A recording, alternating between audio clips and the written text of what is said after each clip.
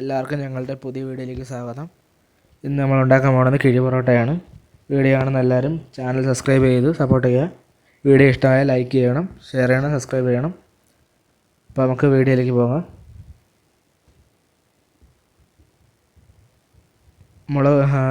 ബീഫാണ് നമ്മൾ എടുത്തിരിക്കുന്നത്.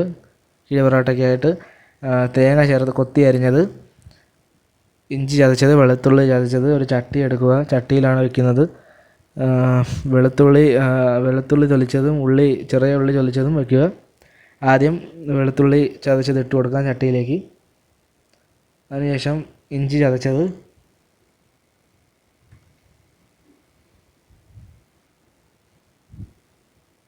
കുരുമുളക് പൊടി 1 ടേബിൾ സ്പൂൺ ഇടാം.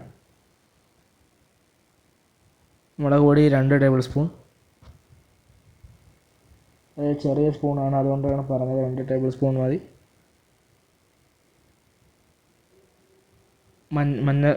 മല്ലിപ്പൊടി 2 ടേബിൾ സ്പൂൺ. മഞ്ഞൾപ്പൊടി 2 ടേബിൾ സ്പൂൺ.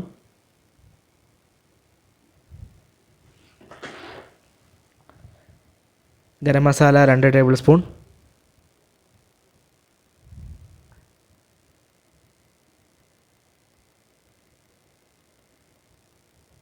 അതിനുശേഷം ഇത് നന്നായിട്ട് ഇളക്കിയെടുക്കാം. ഇഞ്ചിയിലും വെളുത്തുള്ളി പേസ്റ്റിലും നന്നായിട്ട് ഇളക്കി മസാല നന്നായിട്ട് പിടിക്കണം.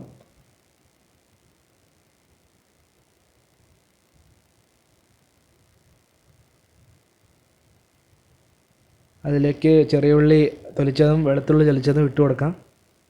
തൊലിച്ച് തന്നെ ഇടണം, അരിഞ്ഞിടരുത്. അത് നല്ലൊരു ഫ്ലേവർ കിട്ടാൻ വേണ്ടിയിട്ടാണ്. അതിലേക്ക് നമ്മൾ കഴുകി വെച്ചിരുന്ന ഇറച്ചി ഇട്ട് കൊടുക്കാം. ഇറച്ചി എത്രയുണ്ടോ അതിനനുസരിച്ച് മസാല ഇടണം. ഉപ്പിടണം. നമ്മൾ ഇത് മഞ്ഞൾപ്പൊടിയുടെ കൂടെ ഉപ്പിടണം. ഇവിടെ മറന്നുപോയി, പിന്നെ നമ്മൾ ഇട്ടിട്ടുണ്ട്. നന്നായിട്ട് ഇളക്കി എടുക്കണം. ചട്ടിയിൽ തന്നെ ചെയ്യുന്നതായിരിക്കും നല്ലത്. ചട്ടി ചെയ്യുമ്പോൾ അതിൻ്റെ ടേസ്റ്റ് എത്തിക്കൂടെ നല്ലതായിരിക്കും. ഇളക്കി വെച്ചതിന് ശേഷം ഇഞ്ചി ചതച്ച പാത്രത്തിൽ കുറച്ച് വെള്ളം ഒഴിച്ചിട്ട് ചട്ടിയിലേക്ക് നമുക്ക് ഒഴിച്ചു കൊടുക്കാം. ചട്ടിയിൽ എല്ലായിടത്തും വെള്ളം ഒഴിച്ചു കൊടുക്കണം. നന്നായിട്ട് ഒഴിച്ചു കൊടുത്തതിന് ശേഷം അടുപ്പിൽ വെച്ച് നമുക്ക് വേവിച്ചെടുക്കാം.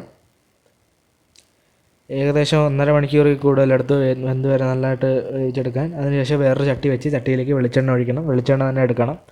വെളിച്ചെണ്ണ എടുക്കുമ്പോഴാണ് അതിൻ്റെ ഒരു ഫ്ലേവർ കിട്ടുന്നത്. വെളിച്ചെണ്ണ എടുത്തതിന് ശേഷം അതിലേക്ക് പച്ച ഉലുവ 2 ടേബിൾ സ്പൂൺ ഇടണം. വേണമെങ്കിൽ മതി, ഇല്ലെങ്കിലും കുഴപ്പമൊന്നുമില്ല.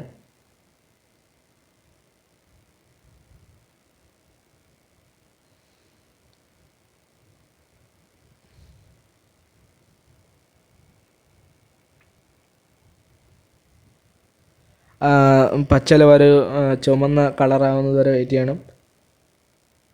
ചുമന്ന കളറായ അതിലേക്ക് തേങ്ങ ചെറുതായിട്ട് അരിഞ്ഞത് നമുക്ക് ഇട്ട് കൊടുക്കാം.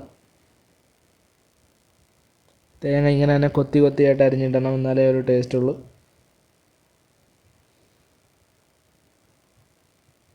അതിലേക്ക് സവാള അരിഞ്ഞതും മുളക് അരിഞ്ഞതും പച്ചമുളക് അരിഞ്ഞതും ഇട്ട് കൊടുക്കാം. എന്നിട്ട് നന്നായിട്ട് ഇളക്കി കൊടുക്കാം. നന്നായിട്ട് വരട്ടിയെടുക്കണം. ചുവന്ന കളറാവുന്നത് വരെ വരട്ടണം ഇട്ട്.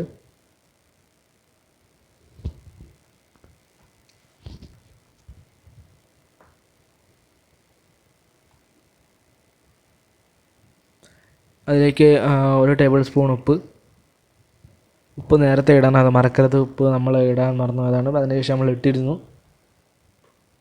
ഇറച്ചി ഇട്ടതിന് ശേഷം നമ്മൾ ഇട്ടിരുന്നു. അതിന് പിന്നെ ഇപ്പോഴും ഇടുക. അതിനുശേഷം 1 ടേബിൾ സ്പൂൺ മഞ്ഞൾപ്പൊടി, 2 ടേബിൾ സ്പൂൺ ഗരം മസാല,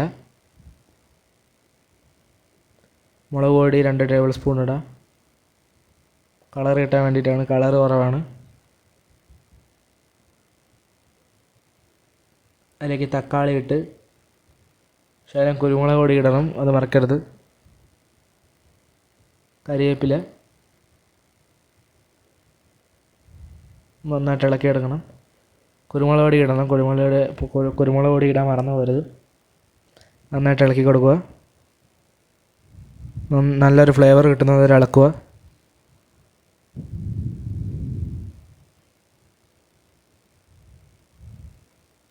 അതിലേക്ക് നമ്മൾ വേവിച്ച് വെച്ച ബീഫ് ഇട്ട് കൊടുത്ത് ബീഫ് നന്നായിട്ട് വേവണം. ബീഫ് വെന്തോന്നറിയാൻ വേവിച്ചതിന് 1 മണിക്കൂർ 1.5 മണിക്കൂർ കഴിഞ്ഞതിന് ശേഷം ബീഫ് എടുത്ത് ഞെക്കി നോക്കിയാൽ മതി, അപ്പോൾ മനസ്സിലാവും. നന്നായിട്ട് ഇളക്കുക.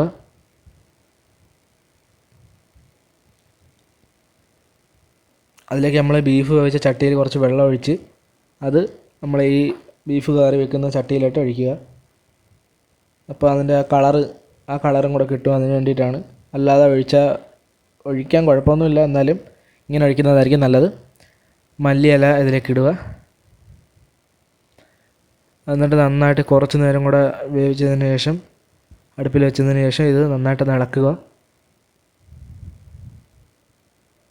അതിനുശേഷം വേറൊരു ചട്ടി എടുത്ത് അതിലേക്ക് കുറച്ച് എണ്ണ ഒഴിച്ച്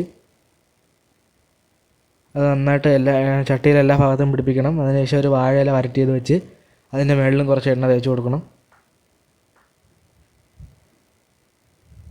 എണ്ണ തേക്കുന്നത് നമ്മളിവിടെ എടുക്കുന്നില്ല, അത് നിങ്ങൾക്ക് തേക്കണം.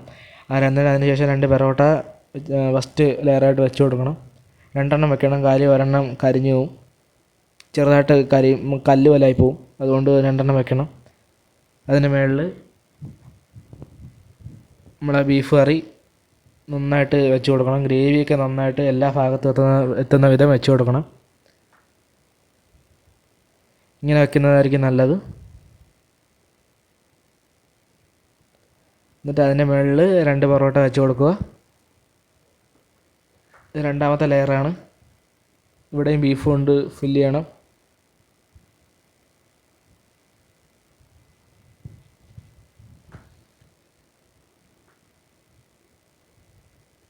നന്നായിട്ട് വെച്ച് കൊടുക്കുക, എല്ലാ സൈഡിലും വെച്ച് കൊടുത്ത് അതിൻ്റെ മുകളിൽ നമ്മളെ ലാസ്റ്റ് പൊറോട്ട ആകെ മൊത്തം 5 പൊറോട്ട ഉണ്ടായിരുന്നു. ആദ്യത്തെ 2 ലെയർ 4ഉം ഇപ്പോൾ അത് 5ഉം വെച്ച് കഴിഞ്ഞിട്ടുണ്ട്. അതിൻ്റെ മുകളിൽ ഗ്രേവി മാത്രം ഒഴിക്കുക. ഗ്രേവി മതി, കഷ്ണം പീസുകളൊന്നും വലുതായിട്ട് ഇടരുത്.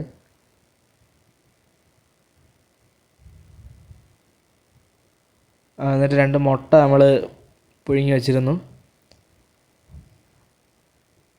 ഒരു ഭംഗിക്ക് വേണ്ടിയാണ്. ഇനി പിന്നെ കുറച്ച് സവാളയും കൂടി അരിഞ്ഞിടുവാണെങ്കിൽ നന്നായിരിക്കും. സവാള എല്ലാ സൈഡിലും ഇട്ട് കൊടുക്കുക. മല്ലിയില ഇല്ല, അതുകൊണ്ട് മല്ലിയില ഇടുന്നില്ല. മല്ലിയില ഉണ്ടെങ്കിൽ നല്ലൊരു മണം കിട്ടുന്നതായിരിക്കും. അതിനുശേഷം ഇത് ഇങ്ങനെ തന്നെ മൂടിയെടുക്കണം. കിഴി കെട്ടിയപ്പോൾ ശരിയായില്ല, അതിനുശേഷം കിഴി കെട്ടിയിട്ട് അതിന് മുകളിലൊരു ആഴയിൽ വെച്ച് അടച്ച് വയ്ക്കുക. എന്നിട്ടൊരു അടപ്പ് കൊണ്ട് അടച്ചതിന് ശേഷം അടുപ്പിലേക്ക് വയ്ക്കുക.